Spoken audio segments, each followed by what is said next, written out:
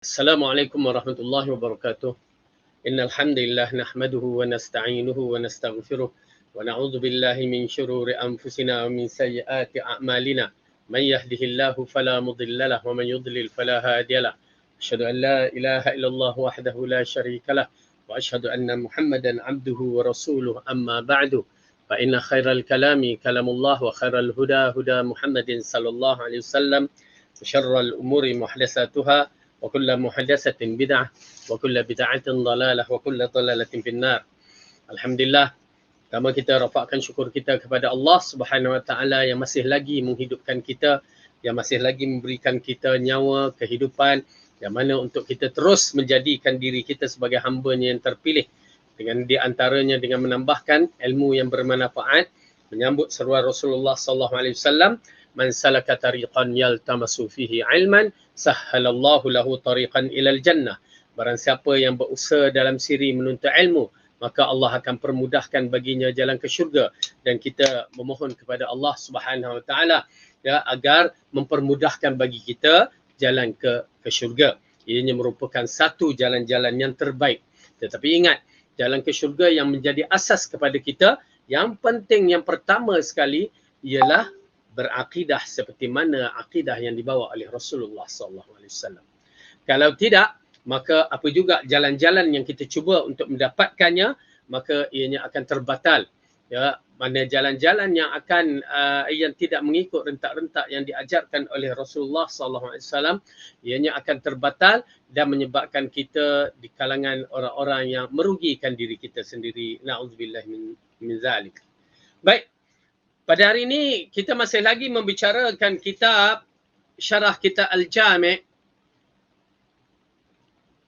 Syarah Kitab Al-Jami' yang dituliskan yang disusunkan oleh Al-Hafiz Ibn Hajar Al-Asqalani. Ya, bila kita sebut Al-Hafiz Ibn Hajar, dia bukan berarti hafiz Quran. Ya, hafiz Quran tu awal-awal lagi usia dia sebelum 10 tahun dah hafiz Quran. Tetapi bila dibicarakan ulama Al-Hafiz, maka ianya maksudnya hafiz Al-Hadis. Dan Ibn Hajar radhiyallahu anhu rahimahullah merupakan di antara ulama-ulama yang menghafal hadis dengan begitu banyak dan memahami kaedah-kaedah hadis. Baik, di sini kita akan bicarakan kitab ini yang mana kita berada di muka surat 315, 4 kalimah istimewa. Tuan-tuan dan puan-puan, masih lagi kita membicarakan di antara amalan-amalan yang terbaik ialah berzikir kepada Allah.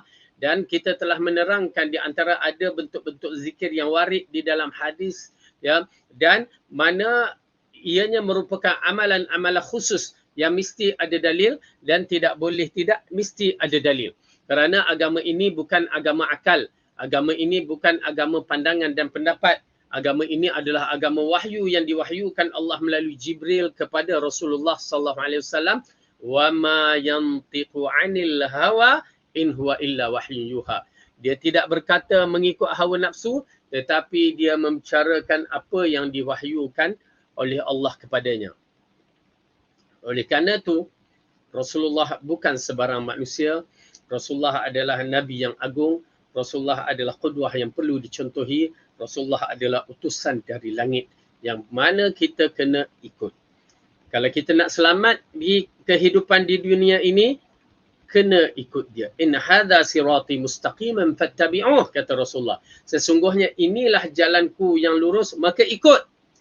Maka dalam hadis ini jelas kepada kita bahawa Rasulullah mengarahkan mengikutnya. Bukan maksudnya kalau Rasulullah ikut ke kanan, Tok Guru ikut ke kiri, kita ikut ke kiri. Itu bukan kita. Ya, bukan kita sebagai orang yang telah mengiktirafkan Muhammadur Rasulullah. Muhammadur Rasulullah. Wa asyhadu anna Muhammadar Rasulullah, kita menjadikan menaik saksi bahawa Muhammad itu adalah utusan Allah, maka ianya bukan satu perkara yang boleh dipermainkan bila kita menyebut utusan Allah. Ini bila kita sebut utusan dari langit, utusan yang maha agung, boleh kata utusan ni ikut kanan, kita pula Tok Guru ikut kiri, kita ikut Tok Guru. Na'udzubillah, kalimah yang jahat yang dikeluarkan dari mulut-mulut yang tidak bertanggungjawab tentang agama. Walaupun apa kaedah dibagikan, walaupun apa pandangan yang dibagikan, lafaz yang begitu jelas umum yang melarikan kita daripada manhaj yang mustaqim. Dia tidak lapikkan dengan perkataan demi perkataan. Oleh kerana itu ianya berbahaya. Kalimah ini adalah berbahaya yang perlu dia bertaubat berkata daripada begitu. Jangan nak pusing lagi. Tak boleh. Ya. Kenapa? Kul in kuntum tuhibbunallah fattabi'uni. Inna hadha sirati mustaqiman fattabi'un. Kan jelas dalam Al-Quran dan Al-Hadis, ya, bila Allah mengatakan kul in kuntum tuhibbunallah, katakan jika kamu semua cinta kepada Allah, fattabi'uni, ikut aku, bukan ikut tok guru walaupun tok guru tu menyimpang. Berbahaya. Kalimah berbahaya. Sebab bila datang syariat dia akan menolak kerana tok guru menolak. Na'udzubillah min zalik.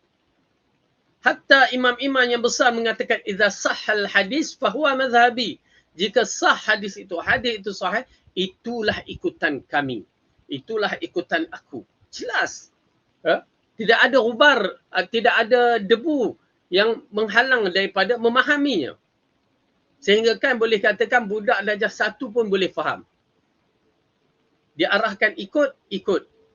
Tetapi sayang di kalangan manusia yang Allah berikan ya kemampuan untuk memahaminya, cuba melarikan diri daripada memahaminya. Maka dia ikutlah tok guru, maka bila tok guru tu buat perkara yang bercanggah dia pun ikut. Ya, sandaran yang tidak ada dalil, sandaran yang hanya pandangan dan pendapat. Jika Imam Syafi'i rahimahullah, imam yang besar, imam yang agung ini pun mengatakan idza sahhal hadisi fahuwa mazhabi. Ya, jika sah hadis itu maka ia adalah mazhab aku, ikutan aku. Ini cara yang betul. Dan inilah cara yang perlu diikut. Oleh kerana itu, ya, kita kena mengikut Rasulullah sallallahu alaihi wasallam, bukan mengikut tok guru. Tetapi kalau tok guru tu betul mengikut Rasulullah, maka kita boleh ikut. Kalau tidak, maka na'udzubillah. Ya, kita takut kita termasuk dalam golongan yang menyelisihkan Rasulullah sallallahu alaihi wasallam.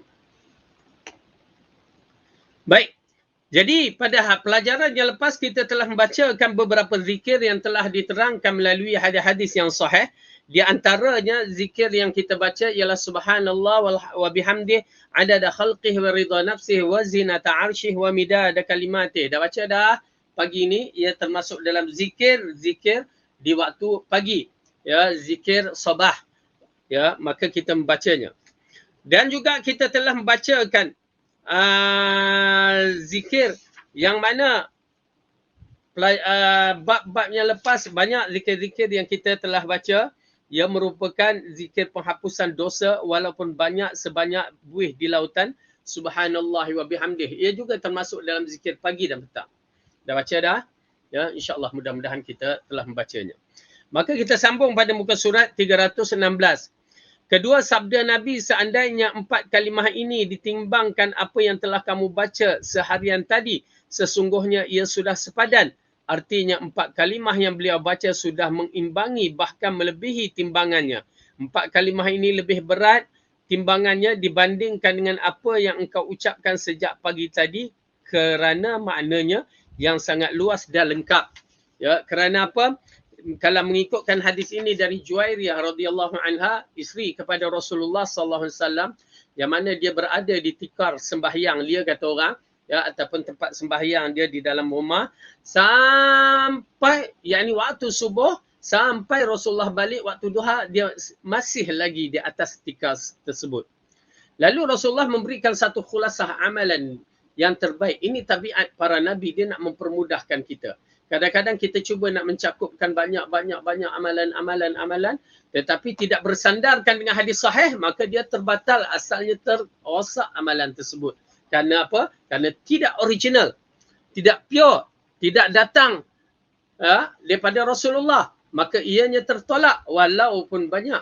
Tetapi Rasulullah SAW mengajar kepada Juwairiyah radhiyallahu anha bahawa di antara zikir yang paling penting yang kamu amalkan walaupun kamu tidak berada di atas tikar sembahyang, walaupun kamu berada di atas tikar sembahyang selepas solat subuh, selepas zikir solat, maka kamu membacanya, maka sudah tentu dia boleh mengcover ataupun melebihi daripada amalan yang begitu panjang. Kalau ikutkan 2 jam paling kurang, 6 ke 7, 7 ke 8 tu, waktu duha, permulaan duha tu, kita menyaksikan bahawa Ya, Juwairiyah duduk begitu lama, tetapi Rasulullah SAW memberikan satu zikir yang mana jika dibacanya, ya, memadai untuk segala-galanya. Subhanallah wa bihamdihi adada khalqi wa ridha nafsih wa zinata arshih wa midada kalimatih sebanyak 3 kali, maka ianya boleh melengkapi semua amalan-amalan ataupun zikir-zikir yang lain tu, kecuali yang ada dalil-dalil yang perlu kita fahami ataupun ikuti. Baik. Ketiga, Al-Aiz Ibn Abdissalam berkata mengenai orang yang biasa mengucap lafaz tasbih yang mengandungi pengertian yang banyak. Seperti Subhanallah wa bihamdihi adada khalqih. Maha suci Allah sebanyak ciptaannya. Apakah pahalanya sama dengan mengulangi bacaan tasbih biasa? Beliau mengatakan boleh jadi memang ada sebahagian zikir yang lebih afdal dan sebahagian yang lain kerana keumuman dan kesempurnaan maknanya. Cakupan maknanya lebih luas daripada sifat-sifatnya. Dengan ditinjau dari sinilah lafaz pada hadis di atas dipandang lebih afdal dan dari yang lainnya. Okay? Jadi dalam bab ini memang tidak dinafikan kita melihat berbagai-bagai zikir-zikir yang telah diperkenalkan yang telah diwariskan daripada Rasulullah SAW, ianya merupakan berbagai-bagai zikir untuk kemudahan kita. Dan kelebihan dia berbeza-beza. Ya, dan tidak dinafikan bahawa kelebihan itu boleh diambil, boleh dipakai mana-mana zikir yang ada. Ya, kerana kita mengetahui bahawa kadang-kadang kita nak mencari kelebihan-kelebihan, ya, kadang-kadang sampai kita pun terbabas. Maka tak menjadi masalah baca zikir yang mana boleh kita baca selagi warid terdapat lafaz itu dari Rasulullah SAW, apatah lagi pada hari Jumaat, ya, macam hari ini hari Jumaat yang digalakkan kepada kita berselawat ke atas Rasulullah SAW. Ya, kerana selawat kita ini akan sampai kepada baginda bagaimana wallahu alam, tapi dibawa oleh para malaikat, kerana Rasulullah SAW di antara roh para nabi yang ke roh dia lain daripada yang lain. Yakni roh dia roh para nabi. Maka roh para nabi mereka hidup di alam barzah sana dengan cara yang hanya Allah yang mengetahui. Jangan masukkan pemikiran kita dalam bicarakan bagaimana Rasulullah hidup di alam barzah. Ya, maka kita akan masuk campurkan segala-galanya, ya, akhirnya sudahnya orang kita pun, orang awam macam ni pun, ya, bukan para nabi pun seolah-olah hidup macam nabi. Itu yang jadi doa tawasul pada ahli kubur tu salah. Kalau kita cuba nak mentafsirkan ikut akal kita berdiri bersama dalil. Rasulullah kata, selawat kamu sampai kepadaku. Maka kita beriman dengan hadis yang sahih dan kita berselawat. Kenapa? Selawat sampai kepada baginda. Sampai macam mana? Wallahu a'lam. Pasal apa yang kita selawat itu kalimah. Dan kalimah itu bagaimana bentuknya boleh sampai kepada Rasulullah. Hanya Allah yang mengetahui sifat-sifat itu. Maka kita beriman sahaja. Itu yang paling penting dalam konsep iman. Tak lebih daripada itu, kita beriman dan beramal. Dan kita yakin selawat kita sampai, maka Allah akan berselawat ataupun Allah akan memberi rahmat kepada kita. Kita berselawat satu, Allah memberikan 10 rahmatnya, selawatnya. Yang ini selawat kepada hamba yang dimasukkan rahmatnya. 10 kali ganda. Tuan-tuan dan perempuan, satu perkara yang amat penting kita ketahui bahawa bila Allah memberi bukan sebarangan. Wallahu alam, bagi saya beriman, ya, dengan sifat Allah yang Maha Pemurah, dengan sifat Allah yang Maha Agung, dengan sifat Dia sebagai Tuhan, bila Dia nak bagi, Dia akan bagi sebaik-baiknya. Itu sifat Tuhan kita. Dia bagi dengan secara baik, ya. Dia takkan, kan kita dah belajar hadis yang lepas, adalah Rasulullah tidak akan tolak, ya, amalan doa kita. Dia tak akan bagi kosong. Kita angkat kosong, balik tak ada apa. Ya, kalau kita dengan kita mungkin, tetapi dengan Allah tidak. Oleh kerana itu jangan malu untuk meminta kepada Allah, ya, maka tak dapat apa pun pasti akan dapat rahmat Dia, dapat kebaikan yang akan diberikan kepada kita. Insya-Allah dapat. Bagi saya tahu, ya, Allah itu bersifat pemurah. Baik.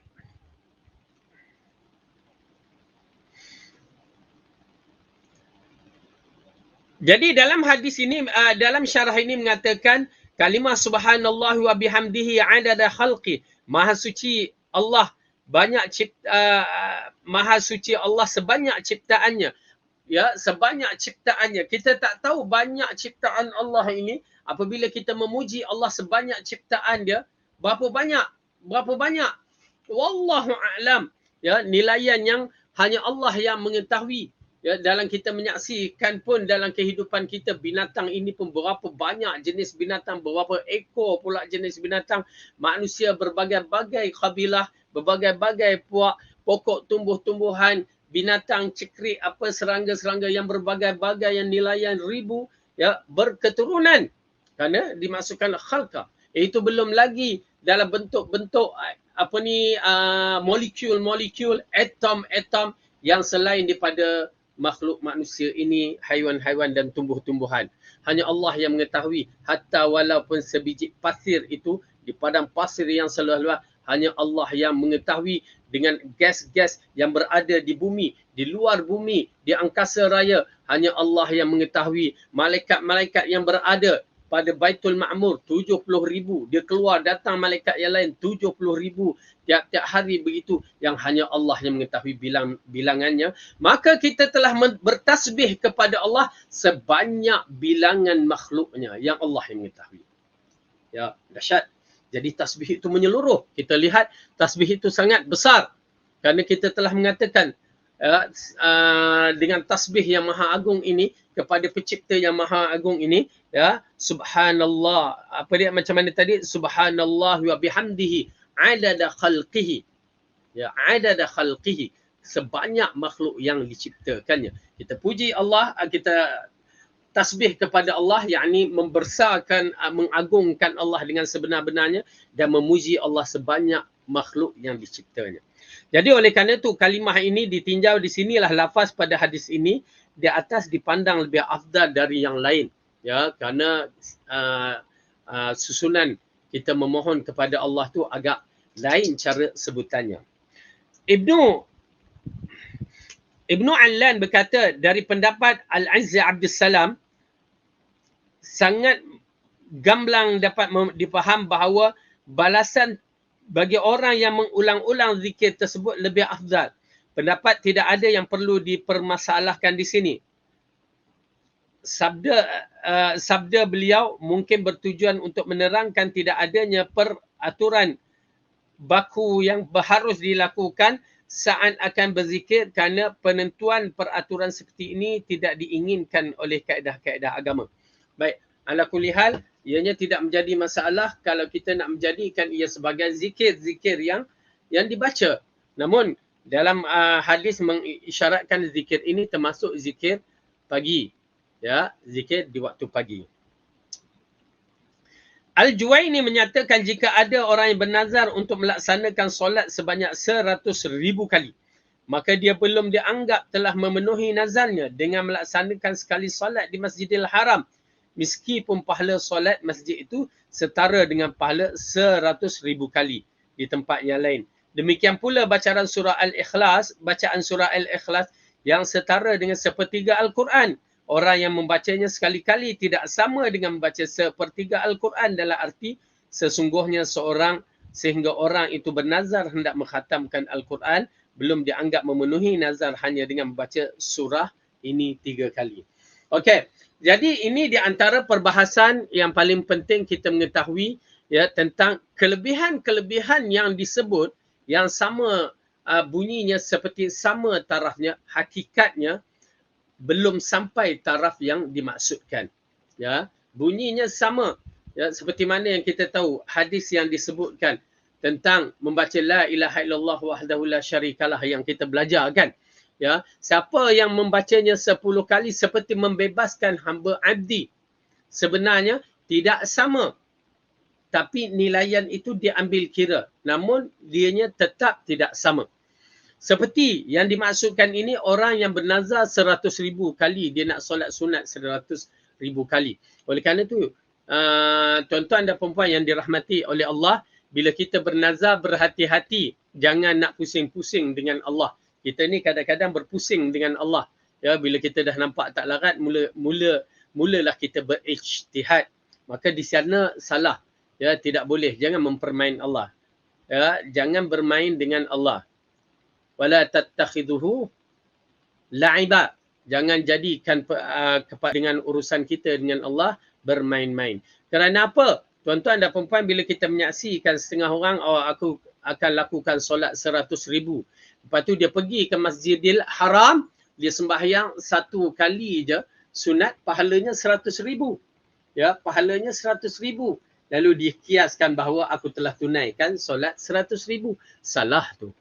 Ya, salah. Jangan bermain-main. Oleh kerana itu orang yang bernazar, seperti mana yang kita dah tahu, bernazar ini terbahagi kepada dua. Ya.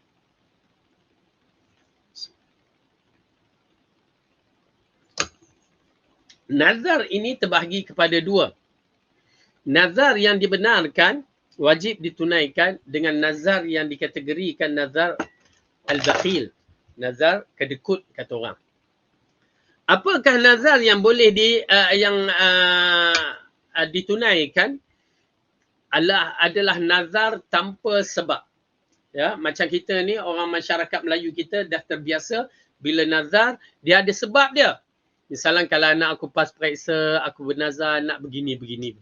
Ya, ataupun kalaulah aku berjaya, aku dapat ni, dapat itu, maka aku bernazar puasa ke apa ke. Itu nazar yang berlaku pada masyarakat kita. Itu nazar dinamakan nazar bakhil. Setengah ulama mengharamkan, tapi ianya makruh. Makruh. Nazar ini adalah nazar makruh. Ya, nazar bersebab. Kenapa? Kita berkira-kira dengan Allah. Kalau anak aku pas periksa, aku akan buat kenduri. Kalau anak aku tak pas, aku tak buat. Oh, kamu berkira dengan Allah. Kalau Allah bagi, kamu tak bagi, baru kamu bagi. Kalau Allah tak bagi, oh kamu pun tak bagi. Ya, ulama membahaskan begitu. Jangan, ya, kalau nazar yang begitu, elakkanlah. Kalau kita dah tahu ni, ya, jangan jadikan ia nazar bersebab. Tetapi nazar yang tanpa sebab ini yang yang disebutkan dalam Al-Quran dengan banyak. Yang mana kedudukannya istimewa. Kedudukannya besar, pahalanya. Yang seperti mana yang disebutkan dalam surah Al-Insan. Ya, yufuna bin nazri wa yakhafuna yawman kana syarruhu mustatira. Wa yufuna bin nazri, yakni mereka yang telah menunaikan nazar. Nazar apa? Nazar ini tanpa sebab. Maksudnya dia berniat nak bagi, misalan dia kata aku nak bagi hadiah misalan. Ya, aku bernazar nak bagi hadiah. Sebab tak ada apa, aku nak bagi. Maka dia kena tunaikan. Ya, kena tunaikan. Maka itu nazar yang terbaik. Tetapi berhati-hati, jangan melampaui batas. Maksudnya, okey, hadiah dah lah. Jangan nak fikir hadiah nak beli kereta Porsche ke, Ferrari ke. Jangan. Dan nazar bagi hadiah apa pun, walaupun bagi hadiah ubat sakit ni, kan, ubat penyakit ke apa ke, maka dah memadai. Ya, kerana kita tidak hadkan nazar tersebut. Maka terpulang. Tetapi kalau kita dah berniat nazar yang besar-besar, takut kita tidak boleh tunaikan. Macam disebutkan dalam bab ini 100,000 kali. Tuan-tuan dan puan nak sembahyang 1 kali pada setiap hari, sunat-sunat yang ada ni pun kita susah. Ini kan pula nak buat 100,000 kali. Ini diberi contoh. Begitu juga yang dikatakan, ya, berkaitan dengan siapa yang Rasulullah menyebutkan yang membaca 3 kul, dikhatamkan 3 kul, kul huwallah sebanyak 3 kali, maka seolah-olah dia menghatamkan Al-Quran pada 1 hari, 1 malam. Namun begitu tidak sama. Kerana apa? Nilaian Al-Quran sepenuhnya, ya, nilaian Al-Quran sepenuhnya lain daripada 3 kul itu. Walaupun 3 kul itu mengandungi kalimah tauhid yang besar, ya, tetapi hadis mengatakan, ya, pahalanya besar. Tetapi nak menyamakan seperti mendapat ganjaran menghabiskan bacaan Al-Quran 30 juzuk itu, masih lagi dikatakan tidak sama. Baik. Keempat, sabda Nabi keempat sabda Nabi subhanallahi wa bihamdih adalah kalimat yang menggabungkan antara penyucian Allah dari segala aib atau kekurangan sebagai penegasan kesempurnaan yang mutlak bagi Allah. Ungkapan ini mewujudkan dan mengikrarkan puji-pujian yang begitu banyak baginya dan tiada batasnya. Ya, Kalimah subhanallah wa bihamdihi itu subhanallah mengagungkan Allah, ya, mengagungkan Allah dengan sifat yang maha bersih, maha sempurna, maha mulia. Alhamdulillah sebagai pujian kepada Allah dengan sifat yang maha agung, kemuncak sifat yang tidak ada tolak bandingnya. Ya, maka ucapan itu adalah ucapan yang besar, yang mana ianya merupakan ucapan yang sempurna, diwujudkan untuk mengikrarkan Allah itu mempunyai sifat yang terbaik. Ya, subhanallah. Oleh kerana itu kalau kita faham ya kalimah subhanallah itu, kita akan menjadi mudah untuk menyebutnya. Maksudnya kita mengagungkan Allah, menghilangkan sifat-sifat yang tidak sempurna kepada Allah, ya, dengan memujinya. Subhanallah, maha suci engkau daripada sifat yang tidak baik, maha suci engkau dengan sifat-sifat yang maha agung. Ya, baik. Kalimah sabda Nabi waridha nafsihi, dan sesuai dengan keredaan zatnya, berarti menyucikan dan memuji Allah dengan tasbih dan tahmid yang sempurna serta keikhlasannya yang mencerminkan pada keduanya. Inilah sesuai dengan keredaannya, kerana Allah tidaklah akan reda terhadap amalan apapun kecuali terhadap amalan yang didasari dengan keikhlasan untuk mendapatkan wajahnya. Jadi dalam ayat ini, dalam penerangan ini, apabila kita membacakan sifat-sifat yang agung ini, ya, yang kita mengatakan waridha nafsihi, ya, kita mengharapkan keredaan Allah bila kita ucap itu adalah ucapan yang mana dia reda. Ya, dia reda kerana ucapan tersebut. Oleh kerana itu, tuan-tuan dan puan-puan, berhati-hati dalam amalan zikir. Amalan-amalan zikir ini apabila kita salah, ya, caranya pun kita boleh tersesat sesat-sesatnya. Ini ramai yang tidak perasan dan ramai yang tidak sedar. Sehingga kan ada yang mengatakan apalah salah kita nak buat zikir yang mana kita dapat di mana-mana, yang boleh kita rasa baik, kita sebut. Lepas tu kita pun buat cara kita ambil pula program motivasi yang entah mana datang daripada gabungan-gabungan agama-agama, ya, lalu digunakan atas nama Islam. Lepas tu berzikirlah cara mereka sebut dengan penghayatan dengan cara yang salah. Na'udzubillah min zalik. Ya, ini di antara perkara yang berbahaya, tuan-tuan dan puan-puan, berbahaya.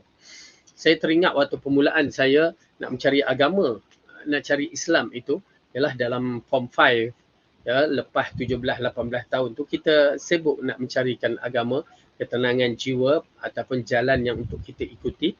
Maka itu yang pernah saya kata, pernah mengikut tarikat Naqsyabandi. Ya, tarikat Naqsyabandi. Boleh kata hampir semua tarikat berbentuk cara yang begitu. Apabila tarikat tu mengatakan di antara perkara yang perlu kita lakukan ialah dengan cara bertasbih mengingati Allah itu sebanyak 100,000 kali yang dibaca. Tak ada pula Omar ni tasbih, ya. Nak tunjuk cara dia. Baik.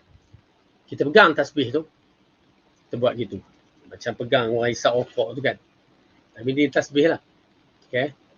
Lepas tu kita gerak laju.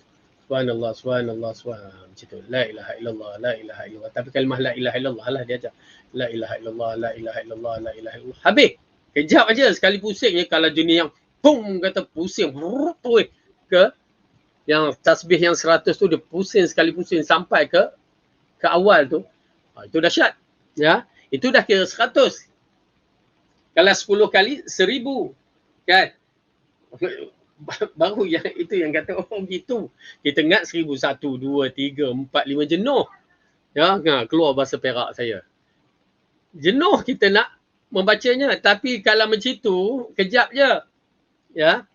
Itu dah satu lari daripada jalan cara berzikir. Ya, Rasulullah ajar subhanallah, subhanallah, ya. Subhanallah, subhanallah, subhanallah. Begitu Rasulullah ajar berzikir, buka tangan macam ni, ya. Okey, tarik, tutup. Begitu zikir yang dia ajar. Sebenarnya zikir yang macam ni tak ada. Tak warid daripada hadis. Ya, subhanallah. Walaupun ada apa 1, 2, 3, 4, 5, 6 ruas-ruas ni kan, tetapi ianya sebenarnya tidak warid. Yakni tidak terdapat pada hadis cara Rasulullah berzikir begitu. Cuma Rasulullah berzikir macam ni, subhanallah, subhanallah, subhanallah, subhanallah, subhanallah, subhanallah. Itu pulang. Ya, yang penting gerakkan tangan. Kita cuba mengikutnya hak mana yang mampu. Itu je. Cuma nak menceritakan bahawa apabila sampai kita berzikir itu diarahkan mengingati wajah Tok Guru. Saya beli 2 gambar pada ketika tu. Satu gambar Tok Guru tu kat sini, satu sampai ke kaki. Ya, ini di antara cara berzikir untuk ya menggambarkan Tok Guru dalam ingatan kita. Kita tengok gambar Tok Guru, ya, datang. Macam tu. Lalu kita berzikir subhanallah, subhanallah. Itu yang saya katakan serban tu kita tutup tu, duduk dalam bilik seorang-seorang, subhanallah, subhanallah, la ilaha illallah, la ilaha illallah, la ilaha illallah, la ilaha illallah, macam tu. Ya, kita baca. Ya. Dan gambaran Tok Guru mesti ada. Ini semua di antara perkara yang berbahaya. Ya, nampak apa salahnya Ustaz? Ya, gambar Tok Guru. Ya, salah. Dia akan menjadi perkara-perkara yang tidak disyariatkan. Kenapa? Ada sahabat Nabi berzikir mengingati Rasulullah. Ya, Allah hatta mengingati Rasulullah, Allahumma salli ala Muhammad pun tidak perlu diingat wajah Rasulullah. Depa tu sahabat ada bersama Rasulullah. Siapa kata sahabat bersama Rasulullah? Ya, bersama, lepas tu ada yang terus tidak bersama. Ada yang pergi dihantar ke keluar sampai Rasulullah wafat. Ya, tak bersama. Ya. Bagaimana boleh dikatakan mesti mengingati Rasulullah? Walaupun disebut Allahumma salli ala Muhammad, tidak diwajibkan untuk mengingati Rasulullah. Kita macam kita sekarang ni, mana mampu untuk mengingati Rasulullah? Ya, nak ingat, nak gambarkan Rasulullah, tak mampu. Tapi nak ittiba', tetap kita akan ikut. Yang ni nak mengikut Rasulullah, insya-Allah. Okey. Jadi begitulah. Ya, saya ingat ya, waktu zikir tu ingat. Waktu tu kita pun lurus bendul. Maksudnya kita ikut aja. Tapi saya katalah kan, pasal apa saya bertanya juga tentang berkaitan dengan berzikir. Alhamdulillah, ya, saya orang yang mencari, bukan mengikut, membuta tuli. Kita mencari, kita nak bila cari dengan fakta-fakta. Ya, fakta-fakta. Walaupun peringkatnya macam tu, kita ada maklumat-maklumat. Jadi bila berzikir tu, ya, kita tanya kenapa berzikir begitu. Itu di antara ya cara kita berzikir itu untuk menjadikan zikir ijazah kita itu sempurnalah. Mengingat dengan Tok Guru, kerana Tok Guru yang menyerahkan ijazah berzikir begitu. Dan bila kita ingat Tok Guru, ya, kalau kita berzikir sampai ke muncak zikir itu, kita akan nampak Tok Guru bercahaya. Ataupun muka-muka yang datang dalam ingatan kita tu, gambar Tok Guru tu bercahaya. Ya, maka itu kita dah naik taraf. Ya. Kalau datang muka Tok Guru tu muka kambing ke, muka kita ke muncul ke, muka apa, itu dosa kita tu banyak. Dia jadi begitu. Ya. Tuan-tuan dan puan-puan, alhamdulillah saya bukan penipu lah. Saya bukan jenis orang yang suka nak menipu. Tapi kalau saya sukalah, ya, tahu nak menipu, memang saya boleh tipu Tok Guru. Ya, saya kata kita baru dapat dalam sebulan 2 bulan, kata saya nampak Tok Guru muka bercahaya, kan? Memang boleh. Macam mana yang kita dengar dari seorang ustaz tu mengatakan anak murid dia duduk dalam masjid nampak Rasulullah secara yaqzah. Ya, di tengah-tengah masjid. La ilaha illallah. Bulat-bulat Tok Guru dia tu kena penipu. Ya, lepas tu menangis budak tu. Ya, sudahnya sampai suruh mak ayah dia hantar balik. Pergi ambil. Tuan-tuan dan perempuan, pertama ustaz ni dia baru terjun ke medan persekolahan. Ya, yakni mentadbir sekolah. Kalau dia ada lama dalam pentadbiran sekolah, dia akan menyaksikan perangai budak, tipu helah budak dan berbagai-bagainya. Untuk melepaskan diri, untuk tak nak belajar dan untuk ini. Ya, ini melalui pengalaman kita yang mentadbir sekolah. Kita tahu. Ya, bagaimana dia pusing. Alhamdulillah Allah bagikan saya pula otak tu mengaji Pakistan, dia pandai pusing sikit. Ya, bila pusing je, dia terjerat. Alhamdulillah dah 2-3 orang lah yang buat isu-isu yang besar, pusing je terjerat. Subhanallah.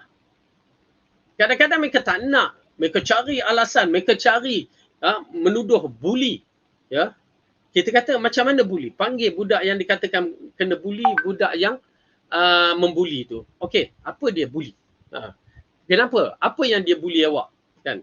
Dia bagi alasan pada mak ayah, bully. Saya kena bully. Apa dia bully? Okey, panggil budak tu. Panggil, duduk. Macam mana dia bully? Lepas tu dia kata, waktu saya gunting rambut, ialah kadang-kadang pelajar gunting rambut, dia kacau-kacau. Oh, itu istilah bully.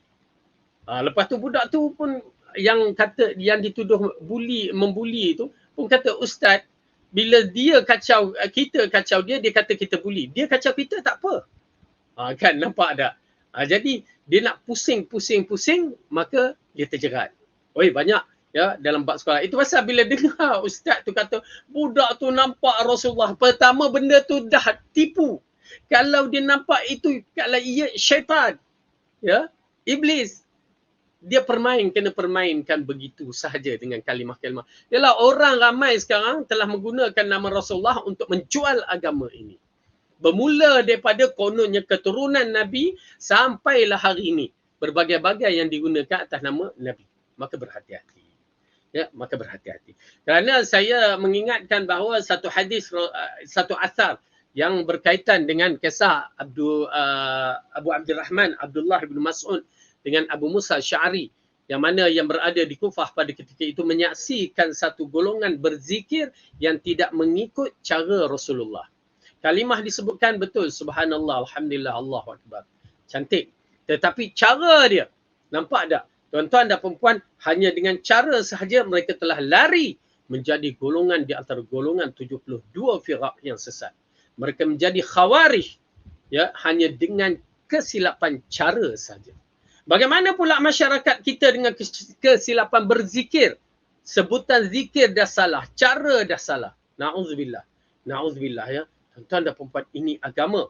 Ini agama Islam. Agama yang terpelihara, yang perlu dijaga elok-elok, yang tak boleh siapa pun mengambil ruang untuk menambah dan mengurangkannya. Bila mereka buat begitu, kita menyaksikan betapa banyak inhiraf ataupun percanggahan ataupun larinya mereka daripada agama yang mulia ini. Na'udzubillah min zalik. Minta lindung kepada Allah. Minta lindung kepada Allah daripada perkara-perkara yang begini. Na'udzubillah.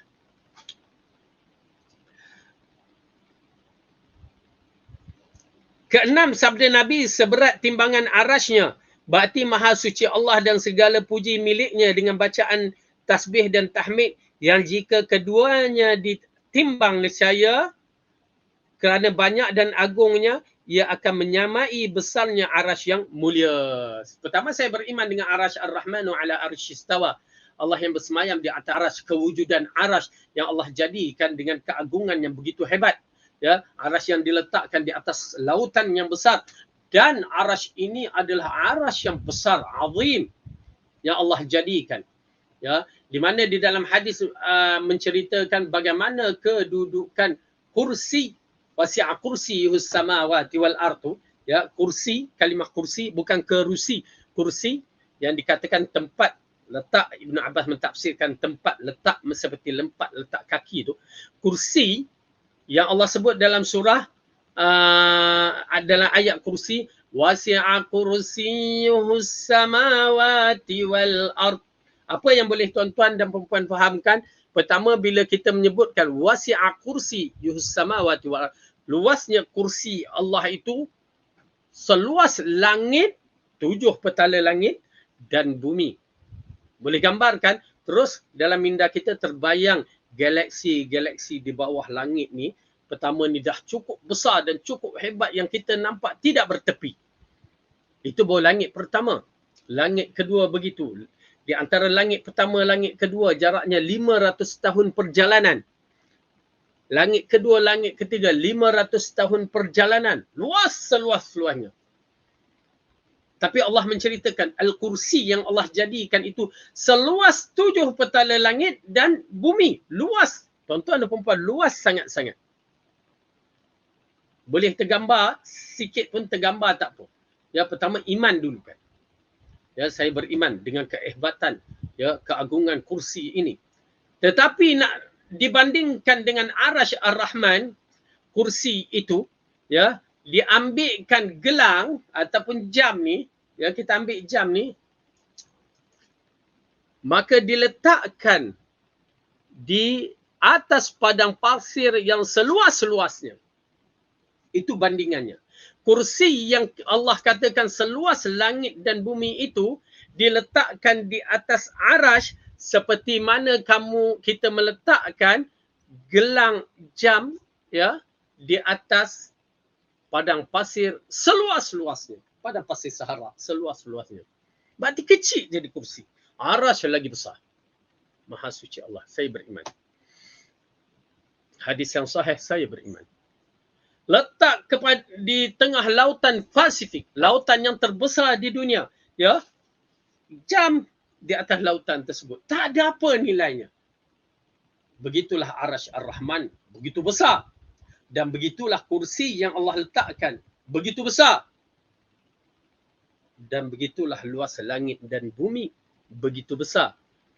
Dan kita menyaksikan kita berada di atas bumi seperti seekor semut di atas kawasan yang terlalu besar. Tuan-tuan dan puan-puan, tak takutkah kita pada hari kiamat nanti? Tak merasa geronkah kedudukan kita, ya, pada hari kiamat nanti apabila dihancurkan bumi, kita hanya seperti semut yang kecil. Ya, na'udzubillah. Tiba-tiba kita nak membongkak kepada pencipta kita. Waliyadzubillah, minta lindung kepada Allah. Okey, baik. Jadi,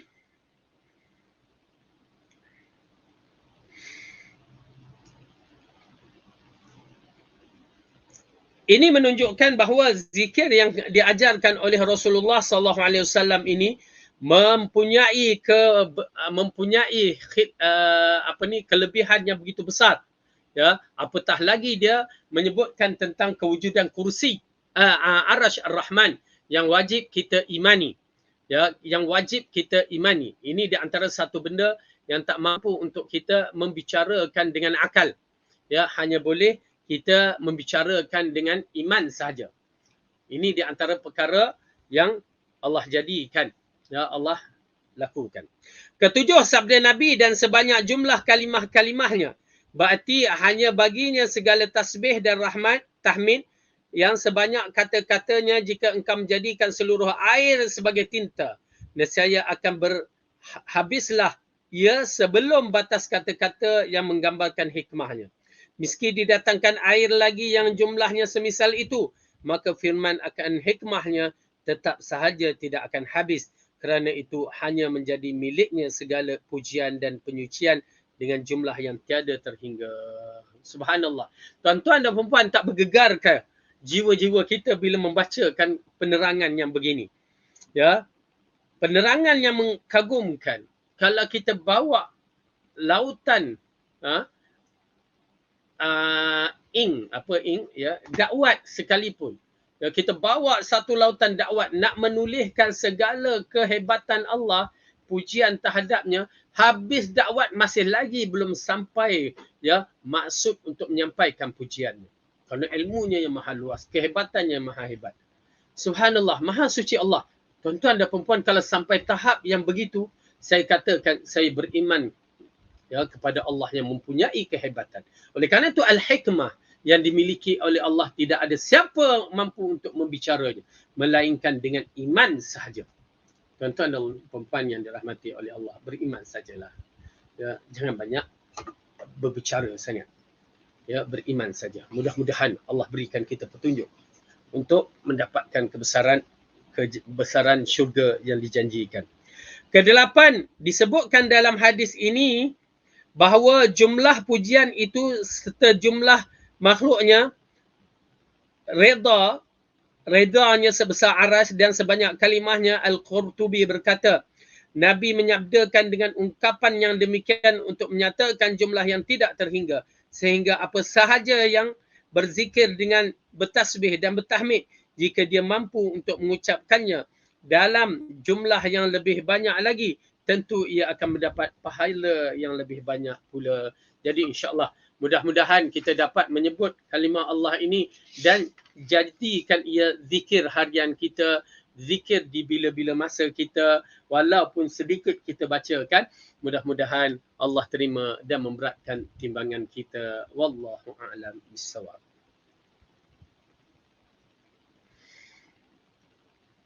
Tajuk yang berikutnya, Al-Baqiyatus Salihat, dan 4 kalimat yang dicintai oleh Allah. Ya, Al-Baqiyatus Salihat. Kat mana ayat ni? Yang kita tengok dalam surah Al-Kahfi. Ya, pada hari ini disunatkan bagi kita membaca surah Al-Kahfi. Ya, yang dalamnya disebutkan wal baqiyatus salihatu khairun 'inda rabbika thawaban wa khairun amala. Ya, yang mana ianya merupakan kalimah yang akan kita terjemahkan wal baqiyatus salihat. Apakah dia al baqiyatus salihat? Baik. Hadis yang ke-102. Dari Abu Sa'id Al-Khudri, Rasulullah SAW bersabda, Al-Baqiyatus Salihatu la ilaha illallah wa subhanallah wallahu akbar walhamdulillah wa la hawla wa la quwwata illa billah. Ya.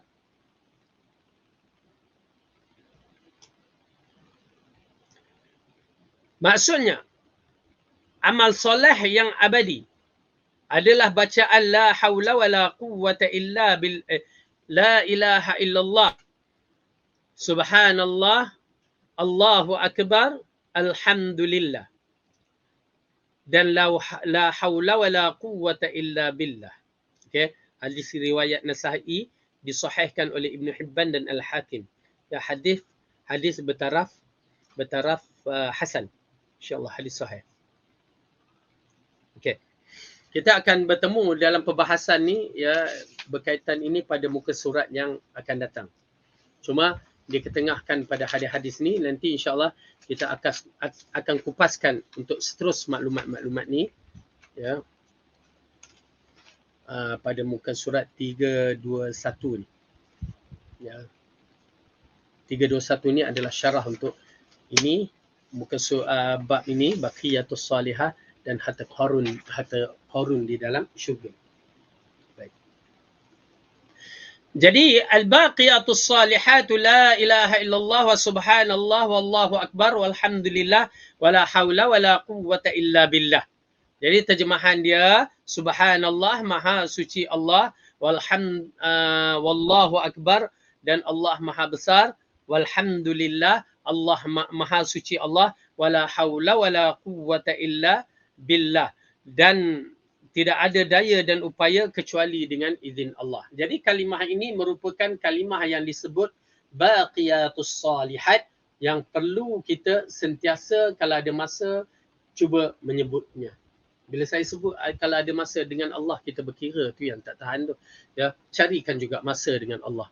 Oleh kerana itu bila Al-Quran kita tidak sentuh, ya, berarti kita meminggir Allah, ya, menjadikan Allah tu macam sampingan. Nauzubillah min zalik. Okey, baik. Kita naik pada hadis yang berikutnya, nanti kita akan syarahkan semua tu.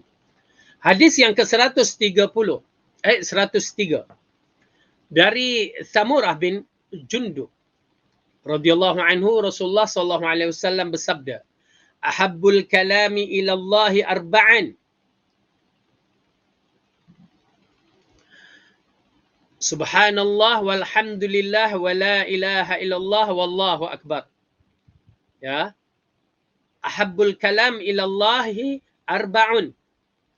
La yadurruka bi ayyihinna bada'ta. Subhanallah walhamdulillah wa la ilaha illallah wallahu akbar. Ucapan yang paling dicintai oleh Allah ada 4. Tidak ada masalah dan dari mana engkau memulanya, iaitu subhanallah, alhamdulillah, Allahu la ilaha illallah, Allahu akbar. Ya, hadis riwayat Muslim. Okay. Di sini di awal tadi kita telah membacakan baqiyatus salihat.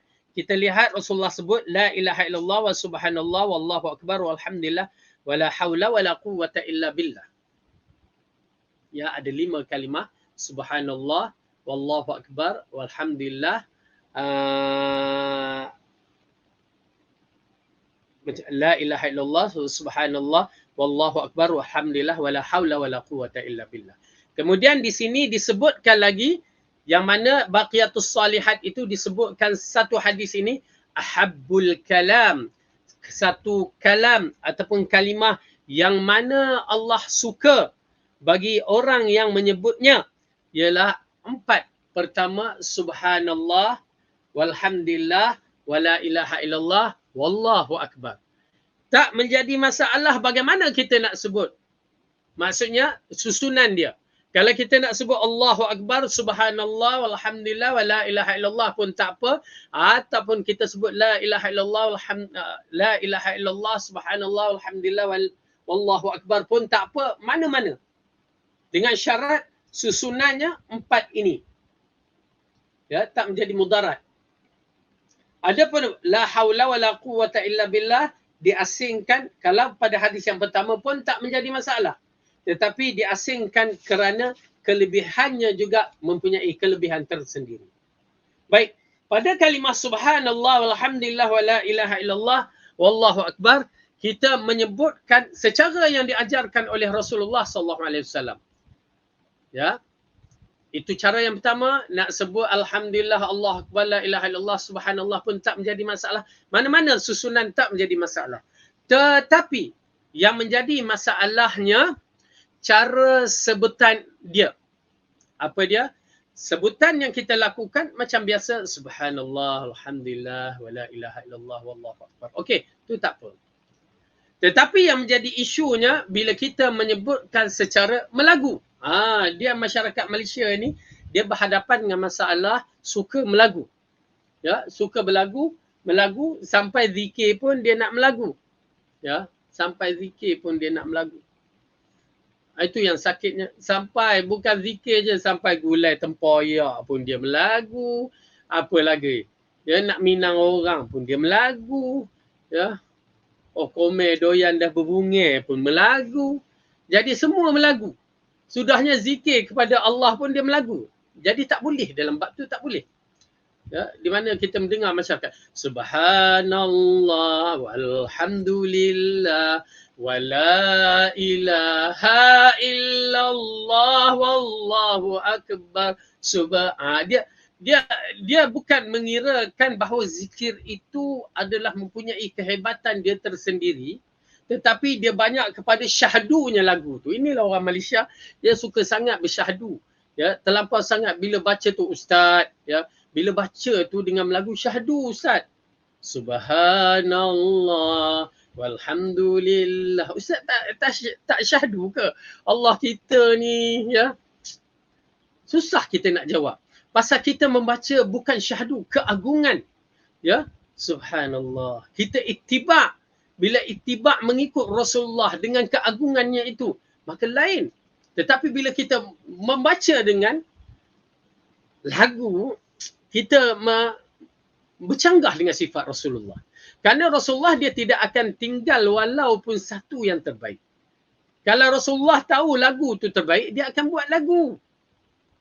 Ya, pada zikir. Dahlah lagu tu. Dia nak buat lagu. Lepas tu dia datangkan zikir-zikir yang lain daripada Rasulullah buat. Tang situlah yang jadi sakit tu. Misalan, contoh. Ya. Zikir lepas mayang. Masyarakat waktu dulu Al-Arqam dia tambahkan. Di khamsatun fi biha. Ya, Mustafa, Fatimah, Murtada, Fatimah, Hasan dan Husin. Yang mana zikir itu adalah zikir Syiah. Tapi dibaca lepas mayang. Li khamsatun fi biha Mustafa, Murtada wa Fatimah wa Nahuma. Itu dia Hasan Husin. Ya, waktu kita masuk Arkam dulu, kita baca benda-benda yang begitu. Na'udzubillah, rupanya Syiah. Nak sedapkan pula, ya, ditambahkan zikir dia. Ilahi lastulil firdausi. Ambul, sedih, syahdu aja. Saya ikut Al-Arkam di Sungai Pencala tu dulu, dekat tu. Ya. Waktu tu umur dalam 15-16 tahun, mak kata pergi. Ya, kita pun tengah mencari pun ikut pergi, duduk sana. Ya, syahdunya waktu kat Sungai Pecala. Tapi sekarang dah tak Sungai Pecala dah tak syahdu. Dah pembangunan yang begitu dahsyat. Ya. Tapi itulah nak menceritakan kita ni suka yang syahdu. Akhirnya zikir itu bukan datang daripada Rasulullah. Kemudian kita tambahkan zikir yang tah mana datangnya. Ya, hasbi rabbi jalallah ma fi qalbi. Masya Allah. Ya, lagi sedap Ustaz. Ustaz mana tahu? La ilaha illallah. Ustaz dulu hafal habis dah. Ya, Ustaz dah taubat. Ya, pasal waktu tu belum belajar. Waktu dalam sekolah menengah belasan tahun dah hafal dah. Tetapi tak tahu benda tu tak betul. Ya, bila dah tahu betul, astaghfirullah wa atubu ilaih. Ya. Habis dah hafal sifat 20, tak payahlah. Dah bernasyid awal sebelum Raihan tu bernasyid.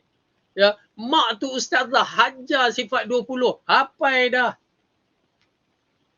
Allah wujud kidam baqa. Waktu saya hafal dulu cara begitu. Dalam Raihan tu dia lagu lain.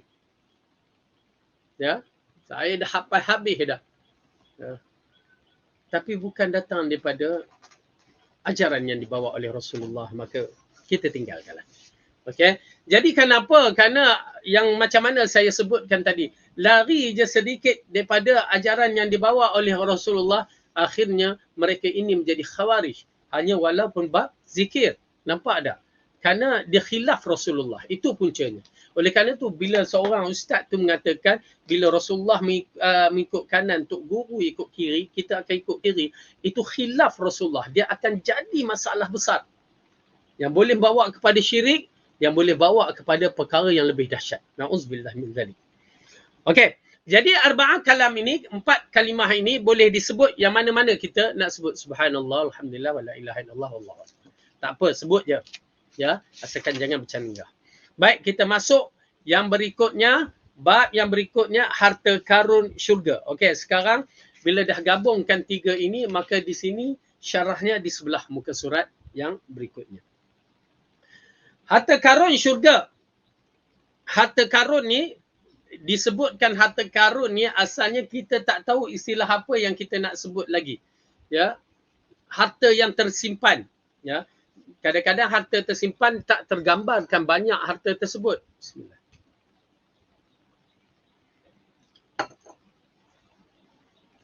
Tetapi bila sebut harta karun, orang dah terbayang bahawa harta itu banyak yang tersimpan di dalam bumi disebabkan kisah Qarun. Kucing kacau lah. Kisah Qarun yang ditenggelamkan. Kisah Qarun yang ditenggelamkan dengan harta-harta yang seluas sebanyak-banyaknya. Jadi itu pasal bila disebutkan harta Qarun syurga, yakni harta yang terlalu tidak dapat dinilaikan melainkan hanya Allah yang mengetahui. Okey, apa dia tu? Tuan-tuan dan puan-puan, kalau kita sebut harta Qarun, saya rasa semua dunia turun untuk cari harta Qarun tersebut. Orang kita kata harta karun. Orang dah biasa dengan bahasa Arab harta Qarun. Ya. Siapa yang pergi ke Mesir, dia menyaksikan tasik Qarun. Yang dikatakan seluas-luas itulah peninggalan Qarun yang ditenggelamkan. Di dalamnya terdapat harta-harta Qarun. Ya. Tapi tak ada siapa yang boleh menyelam. Kerana apa? Harta itu ditelan oleh bumi bersama Qarun sekali. Ya, sikit sampai hari kiamat. Habislah tempat waktu ataupun tempat yang perlu disampai tu akhirnya sampai. Waktu tu dah kiamat. Ya. Baik. Jadi harta karun yang dikatakan ini apa dia? Itulah tuan-tuan dan puan-puan bila kita berbicara tentang syurga alam ghaib, otak kita ni tak mampu untuk berfikir, ya, melainkan beriman sahaja. Otak kita ni hanya mampu beriman sahaja. Kenapa? Khazanah dia tidak sama dengan khazanah di bumi. Cara dia pun tidak sama dengan cara di bumi. Cuma mungkin namanya sama, yang seperti mana Ibnu Abbas mengatakan, namanya sama tapi bentuknya yang berbeza. Ya, bila disebutkan Qarun, bila disebutkan buah syurga. Misalnya anggur disebutkan di bumi, anggur juga disebutkan pada hadis di dalam syurga. Maka bentuk namanya sama, bentuk yang berbeza. Buah di dalam syurga disebutkan tamar, di dunia disebutkan tamar, sama nama tapi sifatnya berbeza. Macam kita. Macam tuan-tuan dan puan-puan. Tuan-tuan dan puan-puan manusia, tapi bila sampai ke syurga dah dikategorikan lain. Manusia tetapi lain. Kenapa? Tak mati. Kenapa? Nikmat. Tak tidur, tak buang air, ya. Dan wanita-wanita yang solehah dimasukkan ke dalam syurga, terus naik title mereka sebagai hurul ain. Lebih hebat daripada hurul ain, lebih hebat daripada paramugari, bidadari. Dahsyat. Terus berubah. Ya, khabar gembira untuk wanita-wanita solehah. Jadikanlah diri kita sebagai bidadari di syurga nanti dan juga di dunia. Ya. Maka penting. Okey. Baik. Jadi di sini kita menyaksikan apabila Rasulullah SAW dalam siri Isra' Mi'raj dia bertemu dengan Nabi Allah Ibrahim, dan Nabi Allah Ibrahim wasiatkan, khabarkan kepada umat kamu supaya apa? Supaya buatlah tanaman di dalam syurga, kerana tanamannya syurga tanahnya subur. Dengan biji benih apa? Kita dah tahu dah.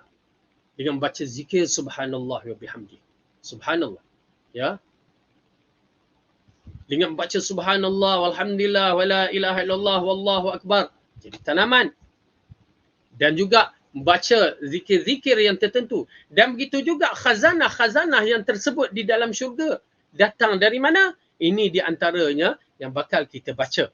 Zikir itu adalah akan menjadi khazanah yang penting.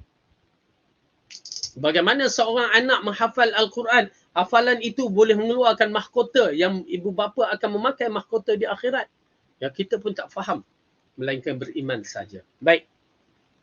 Jadi hadis ke-104 dari Abu Musa Asy'ari, dia berkata Rasulullah bersabda, ya Abdullah ibn Qais, ala adulluka ala kanzin min kunuzil jannah. Yani la hawla wa la quwwata illa billah. Wahai Abdullah ibn Qais, mahukah kamu aku tunjukkan harta Qarun dari pembendaharaan syurga. Yani satu pembendaharaan syurga, harta Qarun dari pembendaharaan, yani banyak lagi. Ya, dia baru Allah Rasulullah hanya bagi satu. Yang lain itu datang melalui, mungkin kita dah beramal, kita tak perasan, dan mudah-mudahan Allah jadikan ia sebagai aset kita di akhirat. Apa dia? La hawla wa la quwwata illa billah. Muttafaqun alaih. Hadis yang diriwayatkan oleh Bukhari dan Muslim. Dan ditambahkan, la malja'a minallahi illa ilaihi. Dan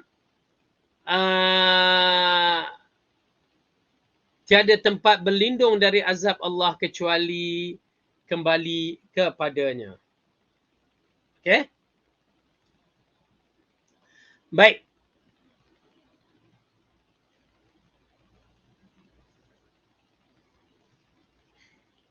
Ini di antara zikir yang mana yang warid dalam hadis yang sahih, di mana Rasulullah SAW memberi nasihat kepada Abdullah ibn Qais. Siapakah dia? Abu Musa Asy'ari. Ya, nama dia. Abu Musa Asy'ari, Abdullah ibn Qais. Yang mana Rasulullah mengatakan, ya Abdul Qais. Ya. Fa inna Abdullah ibn Qais. Abdul Qais pula. Ya Abdullah ibn Qais. Baik. Hendakkah aku tunjukkan kepada kamu satu di antara khazanah-khazanah syurga yang banyak hanya dengan menyebutkan la haula wala quwwata illa billah. Tuan-tuan dan puan-puan, jadikan dia di antara zikir harian kita walaupun kita baca sedikit.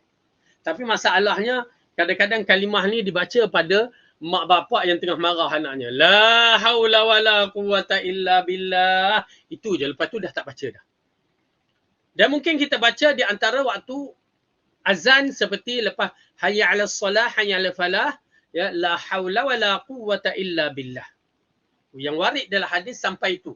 Al-Aliyul Azim tidak ada warid. Tapi kalau selain daripada azan, selain pada zikir yang dikhususkan begini, ya, ianya mungkin boleh disebut la haula wala quwata illa billahil aliyyil azim, tetapi pada azan la haula wala quwata illa billah kita berhenti di situ. Kerana itu yang Rasulullah ajar. Tak ada al-aliyyul azim. Ya, maka kita berhenti di situ dan ianya menjadikan petunjuk kepada kita, yakni lafaz azan mesti mengikut seperti mana yang Rasulullah ajar. Kerana itu Rasulullah kata sebut seperti mana muadzin sebut, kecuali la asyhadu hayya 'alas solah hayya 'alal falah. Oleh kerana itu tuan-tuan dan puan-puan, kalau kita menyaksikan azan tu Allahu akbar, kita sebut Allahu akbar. Asyhadu an la ilaha illallah, asyhadu an la ilaha illallah, asyhadu anna Muhammadar Rasulullah, asyhadu anna Muhammadar Rasulullah. Hayya 'alas solah la haula wala quwata illa billah. Hayya 'alal falah la haula wala quwata illa billah.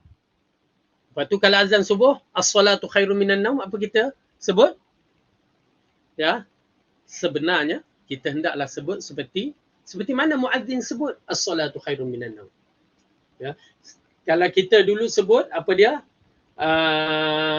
Macam mana sebutan dia? Dah lupa dah. Dah lama tak sebut. Waktu kecil-kecil dulu belajar sebut. Ya. Jadi kita sebut seperti mana yang Rasulullah ajarkan, sebut seperti mana muazzin sebut. Jadi begitu juga dengan kalimah, kadang-kadang menjadi perbahasan seperti adakah iqamah itu dijawab. Ya, ada yang mengatakan kalangan ulama menjawab dan ada kata tak perlu jawab. Mana-mana pun boleh, tetapi lafaz dia begitulah. Bila disebut hayya 'alas solah, hayya 'alal falah, ya, qad qamatis solah, kita kata qad qamatis solah. Ya, kalau kita yang menjawab lafaz iqamah. Kalau tak menjawab, tidak menjadi masalah. Baik. Dan lafaz yang terakhir yang dikeluarkan oleh An-Nasa'i, la malja'a minallahi illa ilaihi, yang bermaksud tiada tempat berlindung dari azab Allah kecuali kembalinya kepadanya. Yakni la haula wala quwwata illa billah, la malja'a minallahi illa ilaihi. Tak menjadi masalah. Baik, sekarang kita lihat kepada kandungan hadis yang akan kita terangkan, syarahkan sepanjang hadis yang kita telah baca. Pertama, Nabi SAW mengatakan al-baqiyatus salihat, maksudnya amal kebaikan yang pahalanya akan tetap terpelihara bagi pelakunya di sisi Allah untuk selama-lamanya. Berbeza halnya dengan perhiasan hidup di dunia yang pasti akan lenyap. Ya, ini di antara perbezaan yang Rasulullah mengatakan al-baqiyatus salihat, ya, yang disebutkan dalam Al-Quran, wal baqiyatus salihatu khairun inda rabbika thawaba wa khairun amala. Yakni nak berbandingkan dengan dunia, yang mana kalimah yang sempurna ini akan terpelihara sampai kita mati, sampai kita ambil di akhirat kelak. Tetapi kenikmatan dunia dia akan hilang. Tuan-tuan dan perempuan, kenikmatan dunia, apa yang kita makan hilang, apa yang kita beli hilang. Betul tak? Apa yang kita make up hilang. Apa yang kita pertahankan awet muda sudahnya sampai ke tua. Ya, dah tua pun dah beruban, berjanggut, beruban, ya, dah kedut-kedut muka. Dah menghilang. Subhanallah. Jadikan amalan-amalan yang terbaik ini sebagai amalan akhirat walaupun amalan dunia. Tuan-tuan dan perempuan, bila tuan-tuan dan perempuan nak simpan duit ke mana? Tuan-tuan pergi ke bank. Okay. Bila tuan-tuan nak gunakan duit, tuan-tuan akan cucuk ATM, keluar duit. Dah sekarang pun transfer aja dah. Ya, amat berbahaya sistem ni. Ya, ala kulli hal, dia sedang berlaku dalam sistem bank dunia. Okay, baik, ala kulli hal. Begitu juga tuan-tuan dan perempuan, kita nak simpankan harta kita untuk hari akhirat. Bagaimana? Kerana apa? Hari akhirat nanti, seperti mana kita di sini, waktu kita memerlukannya, kita cucuk dekat ATM, maka kita dapat duit. Maka kita boleh guna. Di hari akhirat pula, kita memerlukan, ya, seperti mana kita memerlukan nak cucuk ATM tu, maka kita kena simpanlah di dunia. Kita menyimpan di dunia berbeza dengan kita menyimpan, cuma berbeza kita simpan duit pergi hantar ke bank. Okay, Zoom. Di mana-mana kita boleh keluar. Tetapi kita nak menyimpan di akhirat, kita ada beberapa tempat. Di antaranya orang miskin, itu tempat simpanan kita. Anak yatim. Siapa lagi? Yang disebutkan asnaf yang 8 tu, yang layak untuk terima zakat. Ya. Pada ibu dan ayah, pada kaum keluarga untuk bersedekah. Maka cara kita nak simpan harta kita, kita bagi kat mereka. Ataupun sedekah masjid, pembinaan masjid, banyak lagi amalan-amalan soleh yang kita buat, kita sedekah kat orang miskin, akhirat nanti kita ambil. Oh, kita simpan melalui begitu. Ya, ini dia. Cara dia, kalau kita nak ambil harta kita di akhirat, caranya bagi kepada orang-orang yang disebutkan dalam Al-Quran dan hadis. Bantulah mereka. InsyaAllah kita akan kutip di sana. Tapi pastikan tuan-tuan dan puan-puan ikhlas. Pastikan ikhlas. Ya. Jaga ikhlas tu. Jaga ikhlas tu. Baik. Jadi kalau kita bagi kepada mak dan ayah kita, kita akan kutip di sana. Kita bagi kepada fakir miskin, kita akan ambil di sana. Subhanallah, maha suci Allah dalam bab ini. Allah bagikan ruang kita untuk menyimpan, simpan pada orang-orang miskin, simpan. Orang kaya di dunia, dia akan kaya di akhirat. Bila dia kaya di dunia, dia simpan kepada orang-orang yang disebutkan dalam Al-Quran, maka pasti dia akan. Tetapi kalau dia simpan semata-mata untuk dia, ingat, ya, itu yang Rasulullah SAW ingatkan. Sama ada harta tu terbahagi kepada 3. Ya, harta yang pertama, apa yang kamu makan, apa yang kamu minum, dah jadi najis. Apa yang kamu pakai, ya, akhirnya hilang begitu saja. Okey. Itu dia. Dan yang ketiga, apa yang kamu sedekah, itulah yang kekal. Yang saya sebutkan tadi. Yang lain semua habis.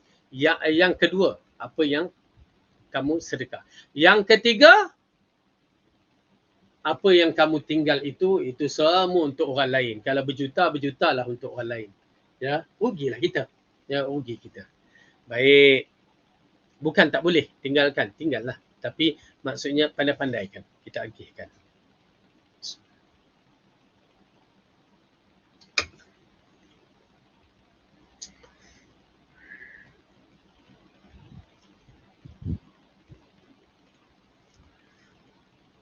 Pertama, sabda Nabi, baqiyatus salihat, maksudnya amal kebaikan yang pahalanya akan tetap terpelihara bagi pelakunya di sisi Allah untuk selama-lamanya. Berbeza halnya dengan perhiasan hidup di dunia yang pasti akan lenyap. Disebutkan dalam riwayat yang lain,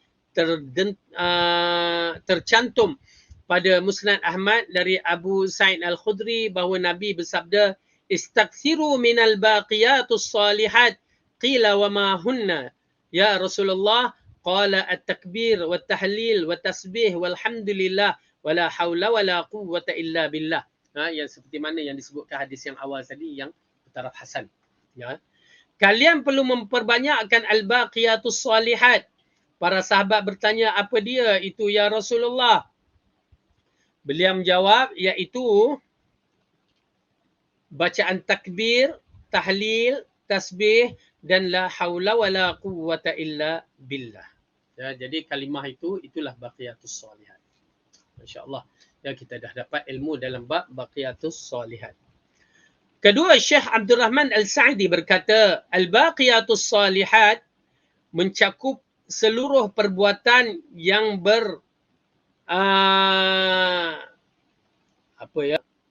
bernuansa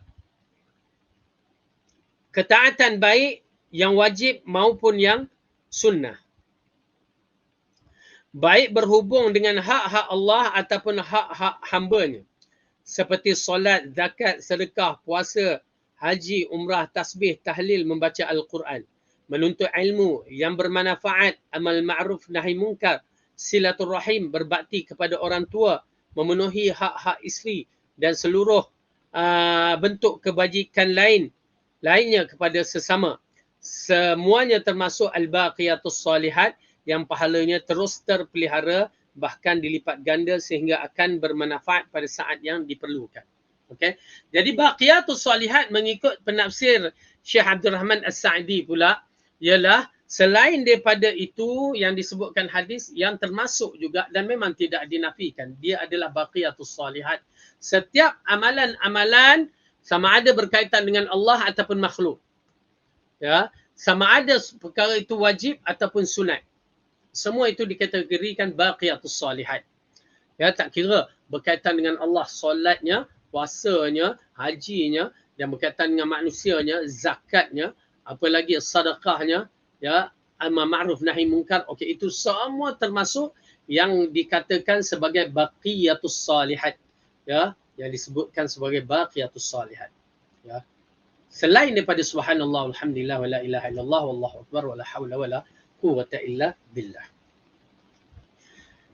Ketiga, sabda baginda selanjutnya, subhanallah, maha suci Allah, alhamdulillah, segala puji bagi Allah, la ilaha illallah, tidak ada ilah selain Allah, Allahu akbar, Allah maha besar, menjadi makna amal soleh semakin meluas, sekaligus sebagai contoh amal soleh terbaik. Kerana kalimah-kalimah tayyibat ini merupakan sebaik-baik perkataan di sisi Allah. Rasulullah bersabda, ucapan la haula wala quwwata illa billah, satu harta karun dan pembendaharaan syurga.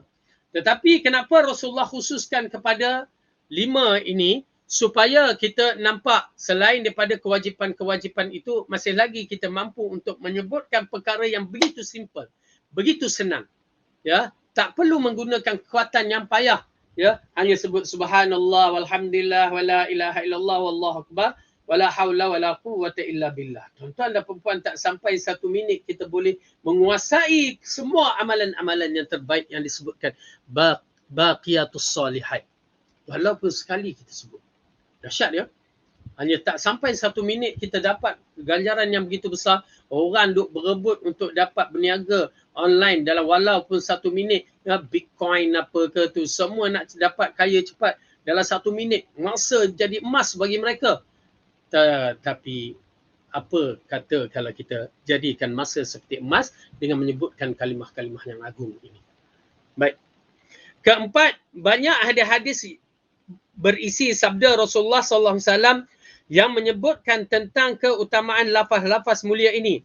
Bahkan sebahagian besarnya berderajat sahih. Di antara keutamaannya adalah menjadi sebab memperolehi redha Allah Ta'ala. Ya. Mendekatkan hamba kepada Tuhannya.